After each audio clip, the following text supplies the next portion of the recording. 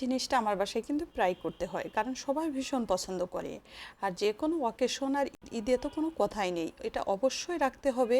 কিভাবে কি করলাম চলুন তাহলে দেখা যাক। সুপ্রিয় দর্শক, আসসালামু আলাইকুম, সবাইকে ওয়েলকাম। এখানে আমি 1 লিটার গরুর দুধ নিয়েছি, আর দুধটাকে জাল করে 1/3 করে নিব। অর্থাৎ এখানে করেছি 2 চা চামচ কাস্টার্ড পাউডার। আর কাস্টার্ড পাউডারটা খুব ভালো করে গুলিয়ে স্টেপে স্টেপে দিয়েছি এবং নাড়া দিয়েছি। একবারে ঢেলে দিলে কিন্তু দলা পেকে যাবে, যার কারণে স্টেপে স্টেপে দেখতেও ভালো লেগেছে। কিন্তু স্ট্রবেরির পরিবর্তে আপনারা যে কোনো ধরনের কালারফুল ফ্রুটস ব্যবহার করতে পারেন, কিন্তু টেস্টে কোনো হেরফের হবে না। দেখতে স্ট্রবেরিটা দেওয়াতে একটু বেশি কালারফুল লাগছে। কিছু পেস্তা বাদাম কুচি দিয়ে আমি আধা ঘন্টার মতো নর্মাল ফ্রিজে রেখেছিলাম।